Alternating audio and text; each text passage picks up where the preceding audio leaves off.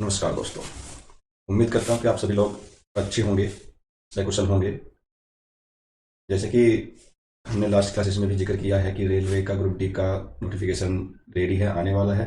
तो आप सबके लिए खुशखबरी है कि रेलवे ग्रुप डी का नोटिफिकेशन जारी कर दिया गया है, जिसके संदर्भ में बात करें तो वैकेंसी आपकी 32,438 हैं। ठीक है, बहुत हुईज वैकेंसी हैं। तो इसकी जो रजिस्ट्रेशन डेट है वो जनवरी 23 है और लास्ट डेट फरवरी है। ठीक है, तो जब भी ये ओपन हो जाएंगे फॉर्म भरने, तो अपने फॉर्म जल्द से जल्द सबमिट कर देना। लेट मत करना, लेट करोगे तो हो सकता है कि आने वाले टाइम में साइट बिजी चल जाती है, बहुत ज़्यादा बहुत प्रॉब्लम का सामना करना पड़ता है। ठीक है, तो थोड़ा सा इसकी बात करें, अगर सिलेबस की बात करें कि इसमें होना क्या क्या है, तो इसमें आपकी ये सेक्शन है general science, mathematics, GI and general awareness.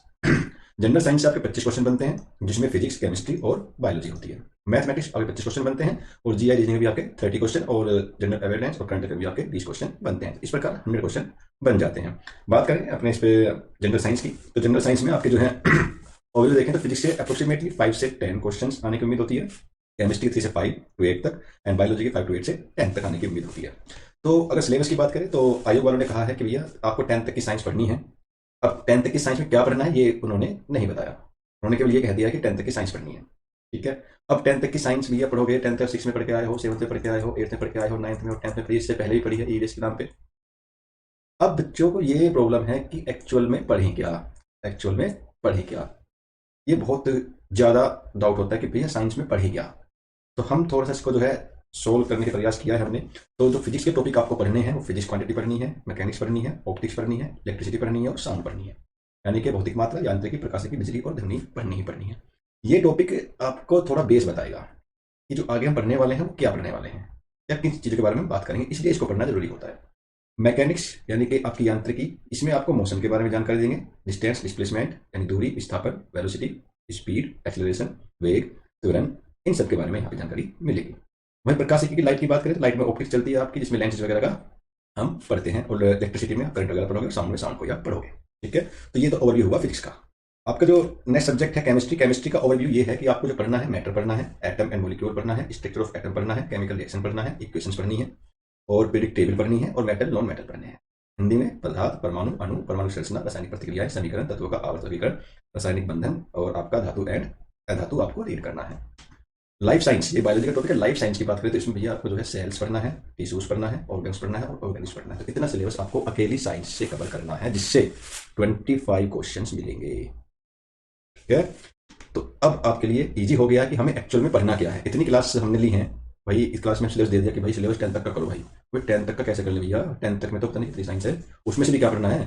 तो ये जो हमने सब बताया गया है, ये प्रीवियस ईयर के पेपरों को देख करके एनालिसिस करके तब आपको ये सिलेबस दिया है।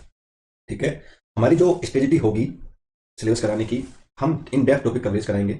इन डेप्थ टॉपिक का मतलब क्या है कि जो भी टॉपिक हम लेकर चलेंगे उसको पूरा गहराई तक जाएंगे, ताकि एग्जामिनर कुछ भी पूछ ले आयोग वाले, हम उसको ठीक करके आएंगे और ऐसा पढ़ाए, ऐसे पढ़ेंगे कि हम उसको एक बार में याद कर लें, माइंड में बैठ जाए, बस बाहर ना निकले।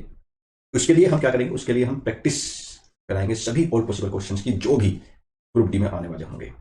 पहले टॉपिक, टॉपिक के बाद क्वेश्चन प्रैक्टिस, टॉपिक, टॉपिक के बाद क्वेश्चन प्रैक्टिस, ये मेथड रहने वाला है भैया। ठीक है, तो ये नहीं होना कि भाई पहले पूरा चैप्टर खत्म करा दो फिर प्रैक्टिस कराओ, नहीं, पहले टॉपिक क्लियर करेंगे, उसके बाद उस टॉपिक के ऊपर ही क्वेश्चन कराएंगे। तभी तो पता लगेगा हमें कि हमने हम पे आया क्या, क्या सीखा हमने, यानी तो हम आज पढ़ेंगे कल भूल जाएंगे। इसके बाद इन सबको करने के बाद वीक में 1 डे मैराथन होगी, और वो मैराथन जो है 1 डे मैराथन होगी, वो मैराथन उन टॉपिक्स की होगी जो टॉपिक्स हम कवर कर चुके हैं, यानी कवर टॉपिक की मैराथन होगी। वो तो उससे क्या होगा, वीकली हमारा रिवीजन भी हो जाएगा।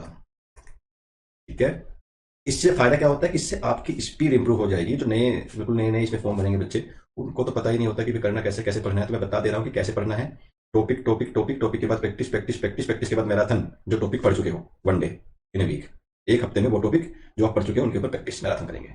ठीक है, सफलता का केवल एक ही मूल मंत्र है मेरे भाई, प्रैक्टिस, प्रैक्टिस, प्रैक्टिस। जितने ज्यादा क्वेश्चन हम कर लेंगे उतने ज्यादा चांसेस हमारे बढ़ जाएंगे। अब थोड़ा मैं अपने बारे में एक्सप्लेन कर दूं, वो हमारे, तो माय नेम इज अंकित भाटी, मेरा नाम अंकित भाटी है। ठीक है, मैं एमएससी फिजिक्स से क्वालिफाइड हूँ एंड बीएड मैंने की हुई है। मुझे कम से कम लगभग 6 से ज़्यादा पढ़ाने का एक्सपीरियंस है।